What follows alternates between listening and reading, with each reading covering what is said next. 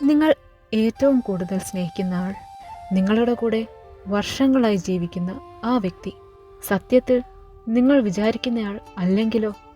മിനോകിച്ചിയുടെ ജീവിതം സന്തോഷം നിറഞ്ഞതായിരുന്നു. ഭാര്യയും 2 കുട്ടികളുമൊത്തുള്ള ഒരു സാധാരണ ജീവിതം.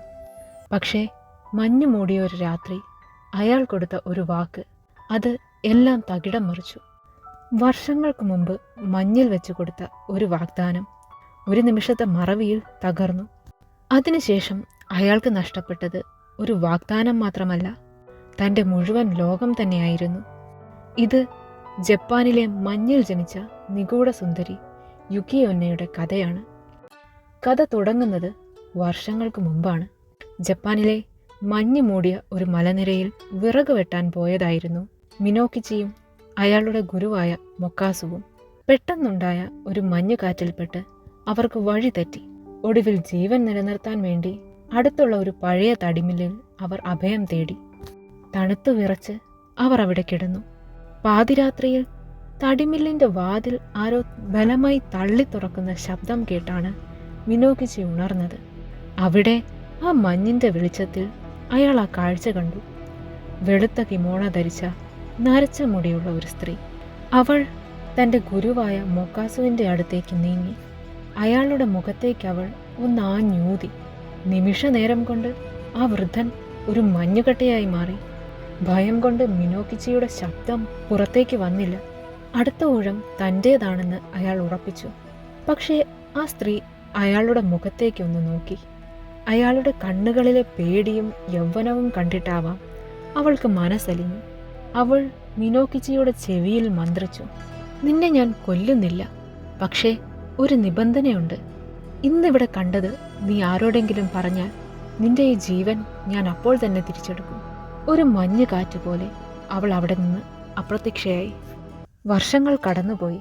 മിനോകിച്ചി ആ പേടി സ്വപ്നം ആരോടും പറഞ്ഞില്ല.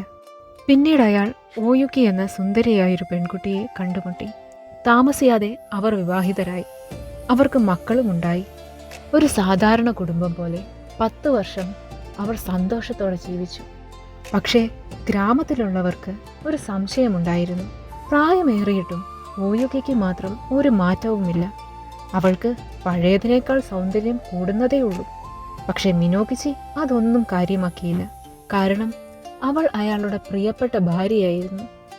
ഒടുവിൽ ആ രാത്രി വന്നു. പുറത്ത് അന്നത്തെ പോലെ ഒരു മഞ്ഞുകാറ്റ് ആഞ്ഞടിക്കുന്നുണ്ടായിരുന്നു. ആ തണുപ്പിൽ തൻ്റെ ഭാര്യയുടെ മുഖത്തേക്ക് നോക്കിയിരുന്ന മിനോകിച്ചിക്ക് ആ പഴയ രാത്രി ഓർമ്മ വന്നു. അയാൾ അറിയാതെ പറഞ്ഞുപോയി, "ഓയുക്കി, പണ്ട് ഇങ്ങനെ ഒരു രാത്രിയിലാണ് ഞാൻ ആ മഞ്ഞുയക്ഷിയെ കണ്ടത്. അവളുടെ മുഖത്തിന് നിന്റെ അതേ ഛായയായിരുന്നു. പെട്ടെന്ന് മുറിയിലെ ചൂട് അപ്രത്യക്ഷമായി. ശ്വാസം പോലും മഞ്ഞായി. ഓയുക്കിയുടെ ഭാവം മാറി. അവൾ മെല്ലെ എഴുന്നേറ്റു. അവളുടെ കിമോണോ മഞ്ഞ് പോലെ തിളങ്ങാൻ തുടങ്ങി. ശേഷം അവൾ പറഞ്ഞു, "അന്ന് ഞാൻ നിന്നോട് പറഞ്ഞതല്ലേ ആരോടും പറയരുതെന്ന്? ആ രാത്രി നീ കണ്ടത് എന്നെയായിരുന്നു മിനോകിച്ചി." മിനോകിച്ചി ചെയ്തത് വലിയൊരബദ്ധമായിരുന്നു. പക്ഷേ തങ്ങളുടെ മക്കളെ ഓർത്ത് അവൾക്കവനെ കൊല്ലാൻ മനസ്സ് വന്നില്ല. "നിനക്ക് വേണ്ടി കാത്തു സൂക്ഷിച്ച എൻ്റെ സ്നേഹം നീ കളഞ്ഞു കുളിച്ചു. ഇനി നമ്മൾ തമ്മിൽ കാണില്ല" എന്ന് പറഞ്ഞ് ഒരു പുക പോലെ അവൾ ജനാലയിലൂടെ പുറത്തേക്ക് ഒഴുകിപ്പോയി. പിന്നീട് ഒരിക്കലും മിനോകിച്ചി തൻ്റെ പ്രിയതമയെ കണ്ടിട്ടില്ല. പക്ഷേ ഈ കഥയെക്കുറിച്ച് ചിന്തിച്ചാൽ ഇത് വെറും ഒരു മഞ്ഞ് പ്രേതത്തിൻ്റെ കഥയല്ല. മിനോകിച്ചി ജീവൻ രക്ഷിക്കാൻ കൊടുത്ത ഒരു വാക്ക്. കാലം കടന്നപ്പോൾ അവൻ അതിനെ സാധാരണ ഒരു ഓർമ്മയായി കണ്ടു. പേടി കുറഞ്ഞപ്പോൾ വാഗ്ദാനത്തിൻ്റെ ഭാരവും കുറഞ്ഞു. ഇതാണ് മനുഷ്യ സ്വഭാവം.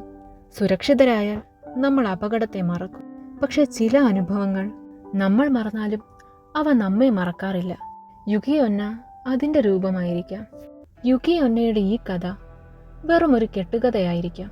പക്ഷെ ഇന്നും ജപ്പാനിലെ മഞ്ഞുമലകളിൽ ഒറ്റപ്പെട്ടു പോകുന്നവർ പറയാറുണ്ട് മഞ്ഞിനടിയിൽ ഒളിച്ചിരിക്കുന്ന ആ നീല കണ്ണുകളെക്കുറിച്ച്. നമ്മുടെ നാട്ടിലെ യക്ഷിക്കഥകളുമായി ഈ കഥയ്ക്ക് സാമ്യമുണ്ടെന്ന് നിങ്ങൾക്ക് തോന്നുന്നുണ്ടോ? നിങ്ങളുടെ അഭിപ്രായങ്ങൾ താഴെ കമൻറ്റ് ചെയ്യൂ.